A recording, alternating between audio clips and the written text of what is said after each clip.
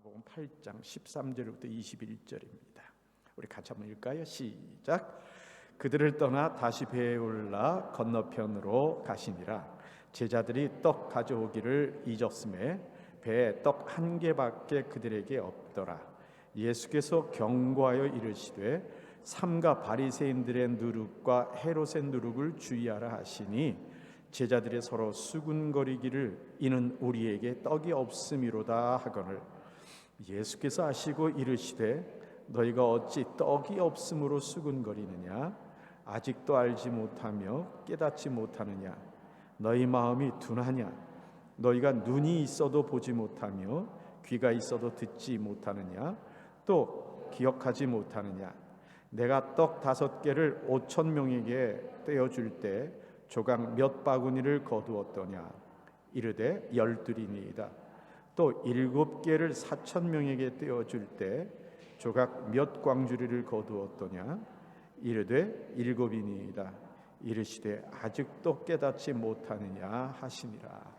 아멘.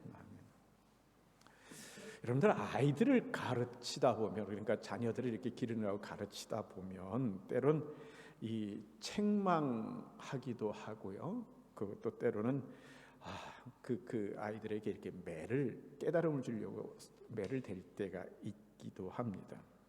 그럴 때 부모의 입장에서는 이 마음속에 염려와 걱정되는 것이 있습니다. 그게 뭐냐면 아이 마음속에 상처가 되지 않을까? 이런 생각들의 염려가 있습니다. 어쩔 수 없이 어느 때는 이 매를 대기는 하지만 그 혼내는 그것이 아이에게 교훈으로 남기보다는 부모에 대한 섭섭함, 갈등 이런 것으로 남지 않을까, 또 그래서는 성격에 어떤 영향을 주지는 않을까 하는 그런 염려가 있기도 한 거죠. 그런 염려를 부모가 하는 이유는 사람이 어떤 존재인가 하는 걸 알기 때문에 그러는 것 같아요. 아이들이 성장해서 어느 나이가 되면 이제 부모하고 같이 앉아서 얘기할 때 저도 경험한 겁니다만 아이들이 옛날에 엄마 아빠한테 혼났던 얘기를 하는 때가 있어요. 그러면 이제 그래서 혼났었다, 때 그래서 그 기억이 난다, 엄마가 어떻게 했다, 아빠가 어떻게 했다 이런 얘기를 하는데 그래서 아빠가 엄하다든가 아니면 이런 얘기들은 하는데 그때 왜 혼났는지 그래서 뭘 깨달았는지 그리고 내가 뭘 변했는지에서 얘기하는 경우는 없는 것 같아요. 그냥 그때 있었던 마음의 섭섭함과 아픔만 이야기하는 거죠. 정작 목적은 사라져 버리고 힘들었던 기억만 남아서 아이들에게 이야기거리가 되는 겁니다. 그럼 듣다간 마음에 섭섭함, 실망감이 큽니다. 아니 어떻게 애가 그걸 생각을 못할까? 그리고 혼난 생각만 할까? 이런 생각을 하게 되는데 또 가만히 돌아보니까 저도 부모님한테 섭섭하고 혼났던 것에 대한 기억은 갖고 있는데 그때 무엇 때문에 그랬는지는 잘 모르겠고 그리고 뭘 깨달았는지도 잘 모르고 그냥 섭섭했동만 있는 것 같아요. 사람이라는 게 다 그렇구나 하는 생각을 해보기도 합니다. 예수님께서 이 표적을 구하는 이 바리새인들에 대해서 탄식을 하시고 나서 그들을 떠나 배를 타고 다시 떠나셨습니다. 오늘 읽은 그 본문 말씀 앞에 10절 말씀에 보면 배를 타고 예수님께서 이 달마누다라는 곳에 도착을 하셨어요.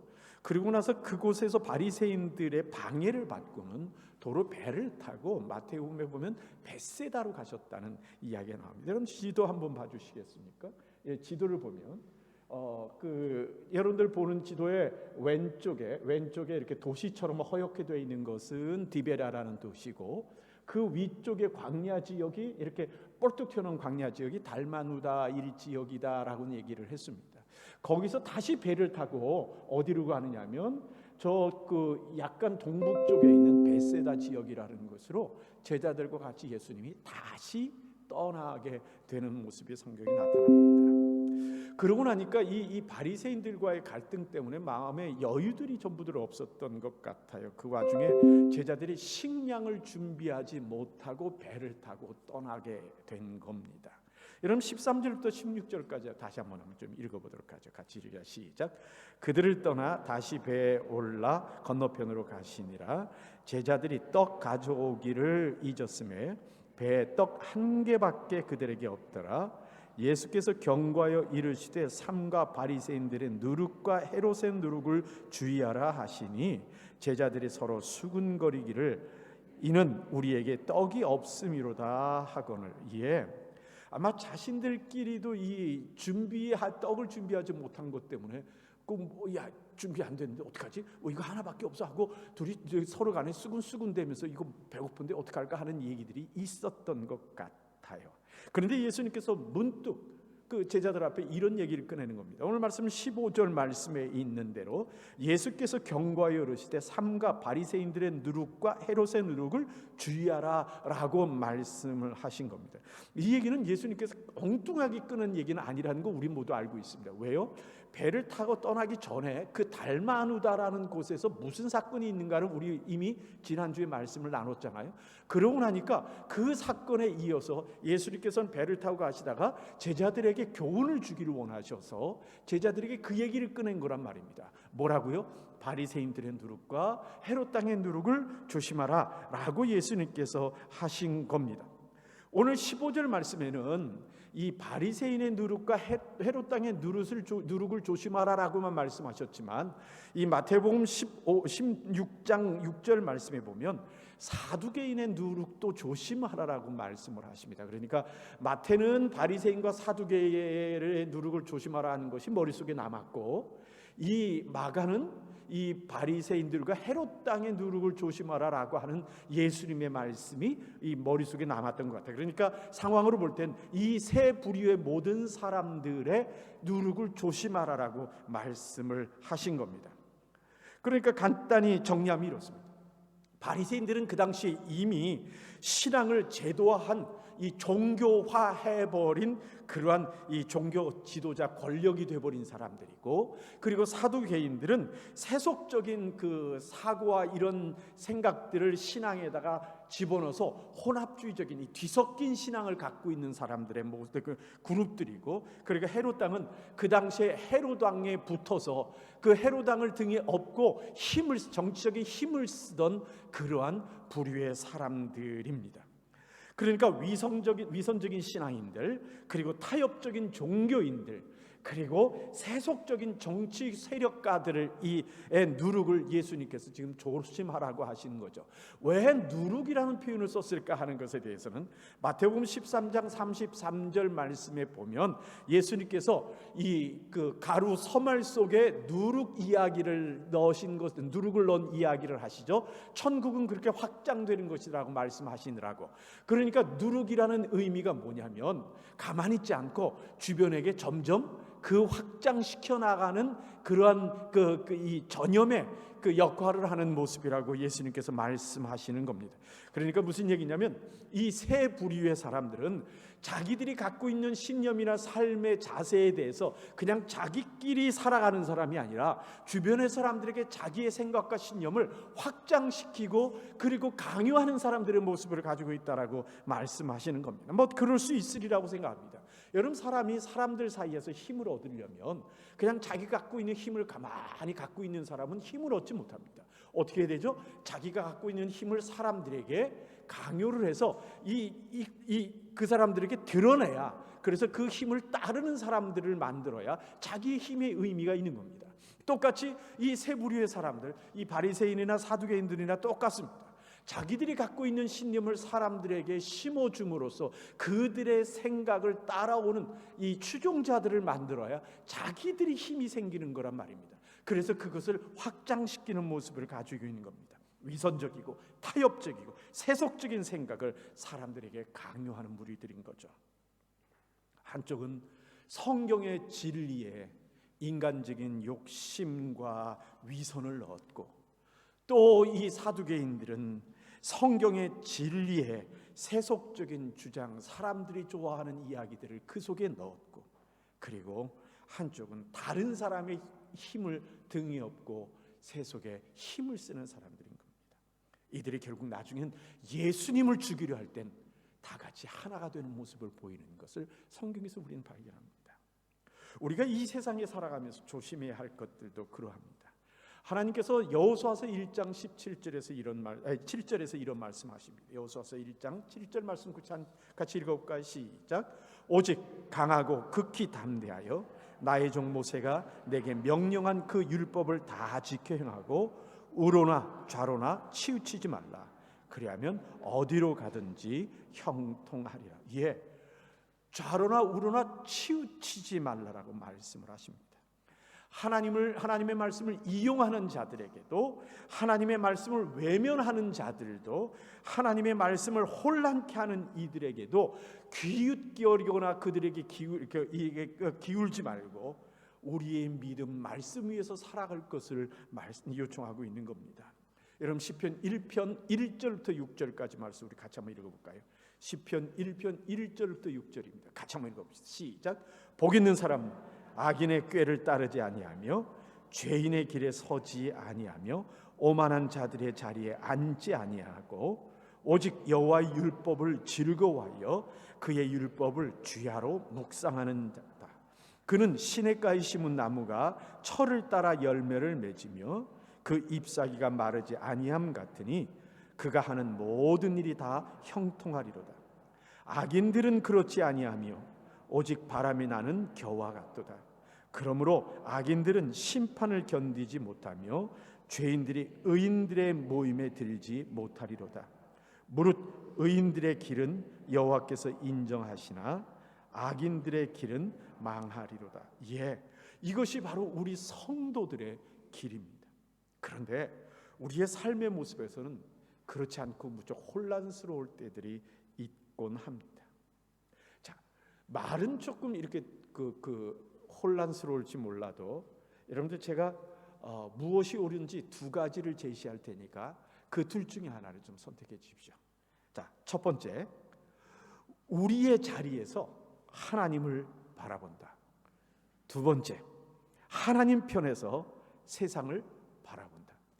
여러분 무엇이 옳은 것 같으십니까? 내 삶과 내 지식과 내 경험과 내 상황의 자리에서 하나님을 바라보고 성경의 교훈을 판단하고 그리고 삶의 선택들을 하고 그리고 살아가는 것과 또 달리 하나님의 마음의 편에서 나와 세상을 분별하고 살아가는 삶, 이 두 가지 중에서 어떤 것이 성도의 올바른 길일까요? 우린 쉽게 당연하게 두 번째 2번이죠 라고 말을 하게 될 겁니다. 맞습니다.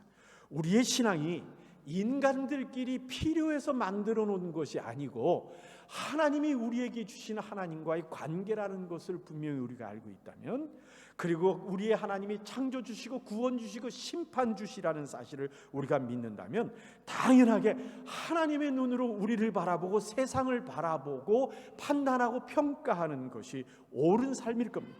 그리고 나 또한 하나님의 눈을 갖고 세상을 보려고 하는 그 모습을 갖는 것이 당연한 모습일 겁니다. 그런데 문제는 뭘까요? 답을 맞추는 거하고 내 삶하고의 이 다른 것 때문에, 다름이 이것이 우리들의 문제인 겁니다. 하나님의 필요를 보는 것이 아니라 나의 필요를 보면서 내가 내 자리에 서서 내 경험에 의지해서 하나님을 판단하는 것, 하나님의 말씀을 평가하는 이것이 우리들에게 문제가 되고 있는 거죠. 그런 후에 결국은 하나님의 것이 아닌 나의 것에 대해서 하나님이 동의하지 않으신다고 원망하는 삶을 살아가는 우리들의 모습이 문제인 겁니다.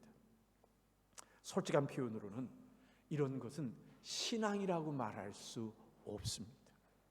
정확히 말하면 우리가 믿는 하나님과의 올바른 관계가 아닙니다. 우리의 신앙의 성숙이라는 것은요, 결국 우리가 서 있는 이 우리의 자리에서 하나님의 자리로 점점 옮겨가는 그 과정을 신앙의 성숙의 과정이라고 우리가 말하는 겁니다.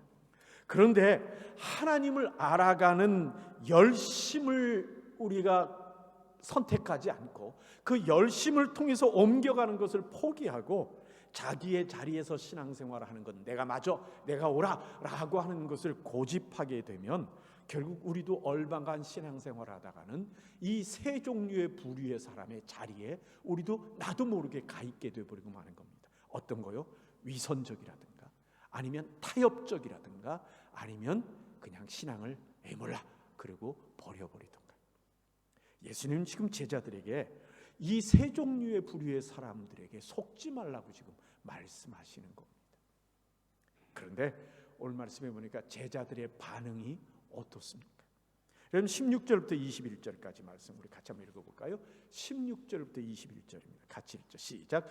제자들이 서로 수군거리기를 이는 우리에게 떡이 없음이로다 하거늘 예수께서 하시고 이르시되 너희가 어찌 떡이 없음으로 수군거리느냐 아직도 알지 못하며 깨닫지 못하느냐 너희 마음이 둔하냐 너희가 눈이 있어도 보지 못하며 귀가 있어도 듣지 못하고 또 기억하지 못하느냐 내가 떡 5개를 떼어줄 때 조각 몇 바구니를 거두었더냐 이르되 12이니이다 또 7개를 4,000명에게 떼어줄 때 조각 몇 광주리를 거두었더냐 이르되 7이니이다 이르시되 아직도 깨닫지 못하느냐 하시니라. 예, 제자들의 생각은요 갑자기 예수님께서 누룩 이야기를 꺼내니까 예수님께서 이 누룩 얘기를 하는 이유가 자신들이 미리 먹을 것을 준비하지 못한 것에 대해서 예수님께서 지금 책망하시는구나 라고 지금 받아들인 겁니다.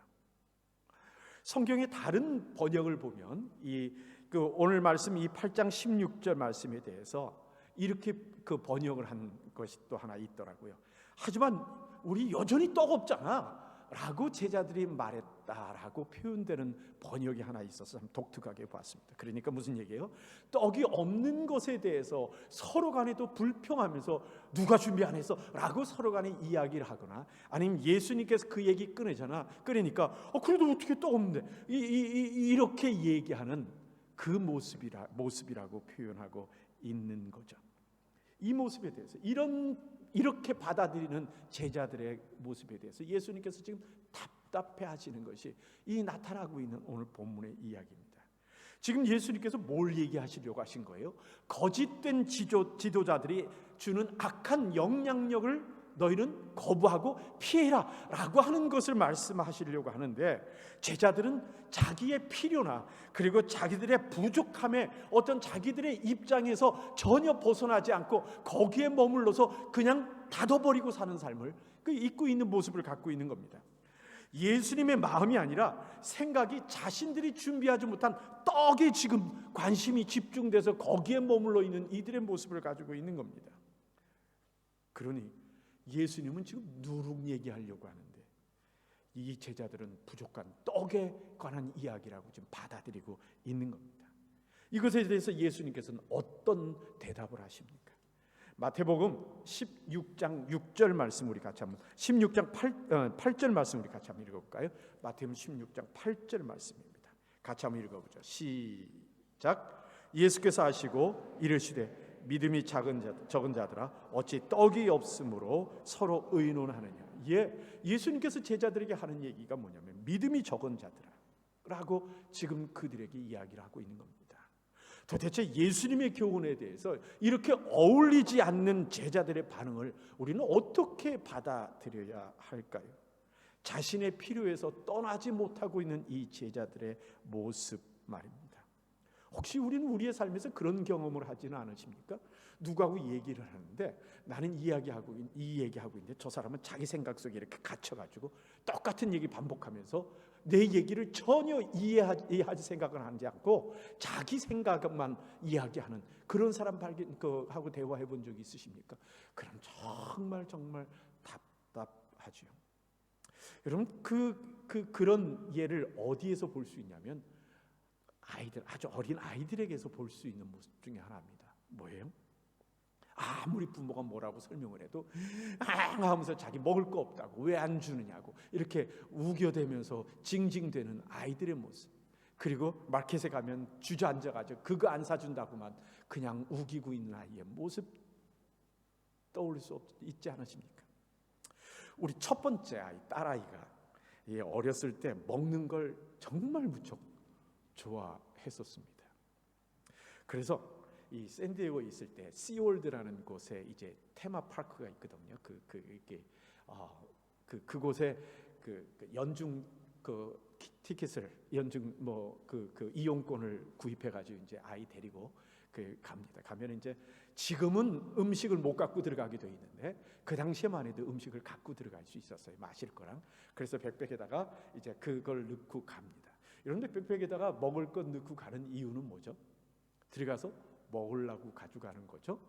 아니, 들어가서 안 먹고 도로 갖고 나오려면 모터로 싸가지고 가겠어요? 다 먹으려고 가져가는 거예요.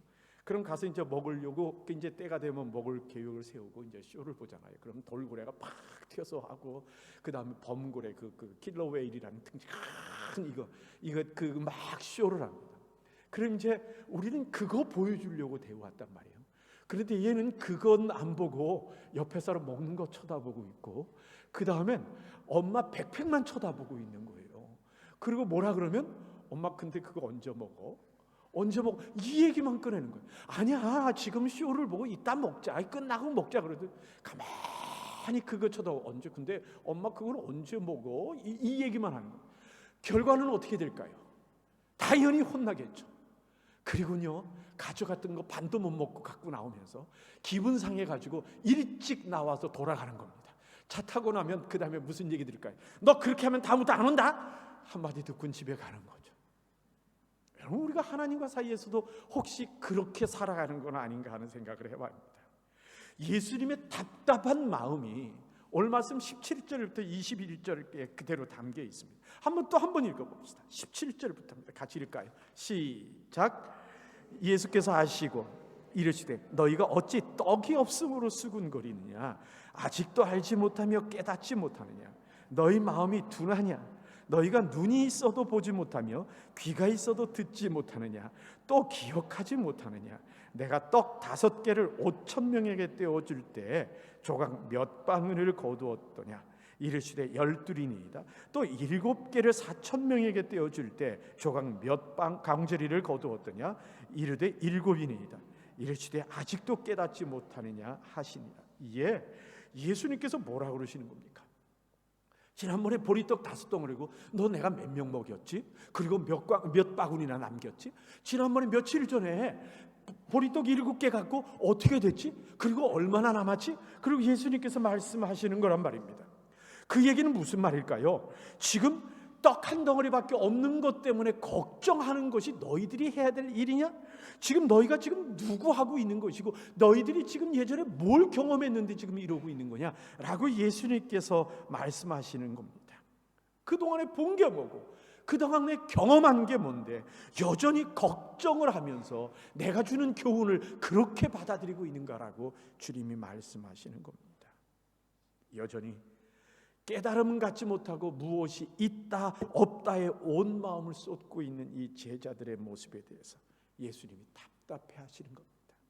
17절 18절의 말씀을 보면요, 예수님께서 뭐라 그러시냐면 알지도 못하며 깨닫지 못하느냐? 마음이 둔하냐?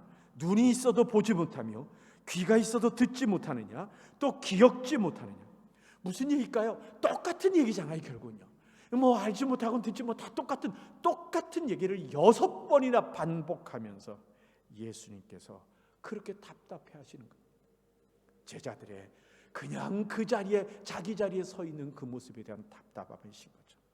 여러분, 마태복음 16장 11절 12절 말씀 우리 같이 한번 읽도록 하겠습니다. 같이 읽겠습니다. 16장 11절 12절입니다. 같이 읽죠. 시작. 어찌 내 말한 것이 떡에 관함이 아닌 줄을 깨닫지 못하느냐? 오직 바리새인과 사두개인들의 누룩을 주의하라 하시니 그제서야 제자들이 떡의 누룩이 아니요 바리새인과 사두개인들의 교훈을 삼가라고 말씀하신 줄을 깨달으니라. 예수님의 이 답답한 마음을 어떻게 여러분들은 느끼시겠습니까? 결코 제자들의 모습만은 아니라는 건 우리가 들으면서 다 알게 될 겁니다. 그래도 또 없는데요. 어쨌든 떡이 없잖아요. 그래서 어떻게 하시겠다고요? 뭐 난 아파요. 그래도 아파요. 라고 주저앉아서 징징대는 우리들의 떼부리는 모습에 주님께서 답답해 하실지도 모릅니다. 바울은요, 빌립보서 4장 11절부터 13절에서 이런 이야기를 합니다. 같이 한번 읽어볼까요? 시작. 같이 시작. 내가 궁핍함으로 말하는 것이 아니니라. 어떠한 형편에든지 나는 자족하기를 배웠노니 나는 비천에 처할 줄도 알고 풍부에 처할 줄도 알아. 모든 일 곧 배부름과 배고픔과 풍부와 궁핍에도 처할 줄을 아는 일체의 비결을 배우노라.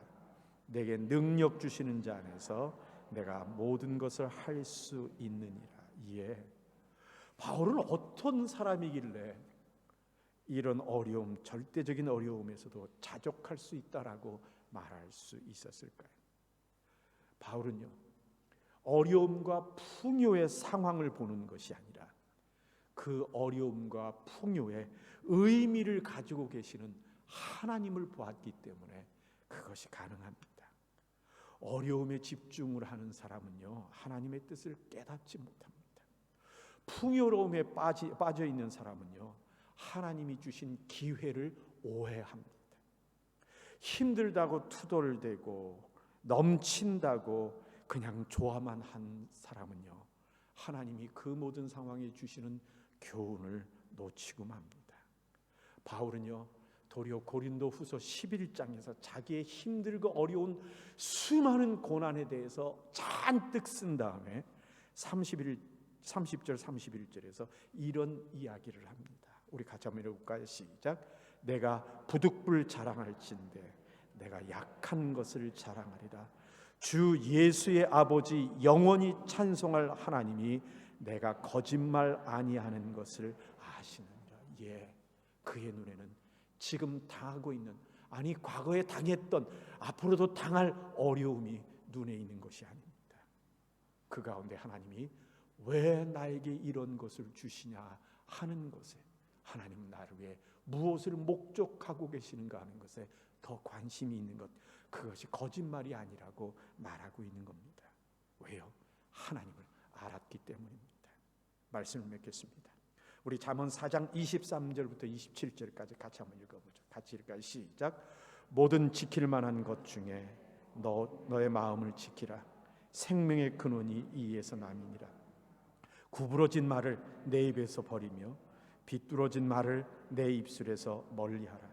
내 눈은 바로 보며 내 눈꺼풀은 내 앞을 곧게 살펴 내 발이 행할 길을 평탄하게 하며 내 모든 길을 든든히 하라.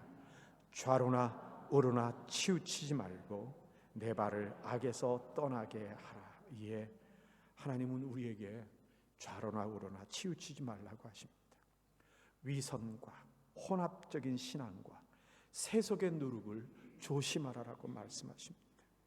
자칫 하나님 말씀 위에 바로 서지 않게 되면 우리가 이것들을 위하여 하나님의 말씀을 배우는 것에 소홀하게 되면 결국 우리는 에베소서 4장 14절에 있는 말씀 그대로 믿음의 어린아이가 되어버리고 말 것이고, 사람들과 세상의 속임수에 빠지게 될 것이고, 간사한 유혹에 빠져버려서는 결국 세상의 교훈의 풍조에 휩쓸려 다니며 우리의 삶은 요동치는 삶이 되어버리고 말기 때문에 그러합니다. 우리가 하나님을 바로 기억하고 있지 못함으로 나타나는 결과입니다. 그래서 하나님은 호세아서 6장 6절 말씀에서 호세아 선지자를 통해서 우리에게 이렇게 말씀하십니다. 뭐라고요? 나는 너희가 하나님을 아는 것을 원하노라. 한번 따라합시다. 나는 가슴에 손을 얹고 나는 하나님을 아는 것을 원하노라. 나는 하나님을 아는 것을 원하노라.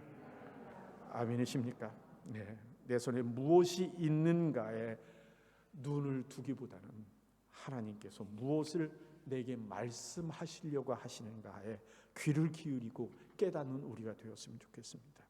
그렇지 않으면요, 지금의 어려움만 벗어나면 잘 할 것 같다 생각할지 모르겠지만 또다시 좋은 날이 오더라도 우리는 그 좋은 날 때문에 또 하나님을 멀리하는 사람들이 돼버리고 말 겁니다. 우리에게 주어진 상황이 어떤 것이든지 그 속에서 말씀하시는 하나님의 음성에 귀 기울이는 우리 성도들이 되어야 합니다. 그래야 주의 말씀을 우리 마음속에 담고 있게 되고, 그렇게 되면 가난하게 되건 부유하게 되건 모든 상황에서 우리는 주의 은혜를 누리는 사람이 되게 될 겁니다. 결국 형통케 하시고 평탄케 되는 길을 우리가 가게 될 겁니다. 아멘. 아멘. 우리 한번 따라합시다. 내 손이 아니라 주의 마음을 봅시다. 내 손이 아니라 주의 마음을 봅시다. 아멘. 아멘. 우리 같이 기도하겠습니다. 하나님께서 우리에게 말씀하십니다. 구부러진 말, 허탄한 지식, 그리고 위선의 신앙생활, 세상 것과 뒤섞어서 내 편한 대로 믿는 그 믿음, 또 세속적인 그 모든 것에서 벗어나서 좌로나 우로나 치우치지 말고 주의 말씀 앞에 위에 분명히 굳게 서라고 말씀하십니다. 내가 알지 못하느냐, 듣지 못하느냐, 깨닫지 못하느냐, 보지 못하느냐, 기억지 못하느냐 하고 주님께서 우리에게 안타까운 말씀을 하시는 것, 우리 마음속에 새겼으면 좋겠습니다. 바울처럼 어려움과 풍요의 상황을 보는 게 아니라 그 모든 상황에서 우리에게 의미를 주시는 하나님을 보는 우리 성도가 될 수 있게 해달라고, 내가 될 수 있게 해달라고, 이 시간 우리 하나님께 기도하는 시간이 됐으면 좋겠습니다. 같이 기도하겠습니다.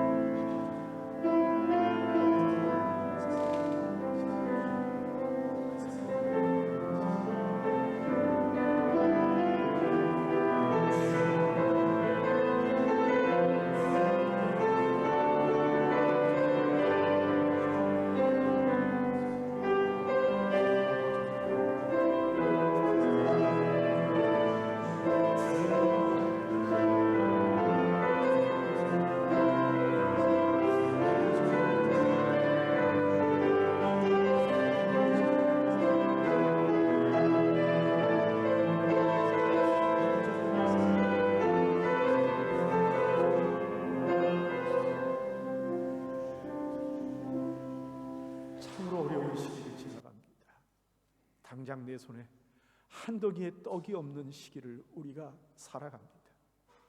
그러나 아버지 하나님, 그것에 머무는 우리 되지 않게 하나님 돌보아 주옵소서.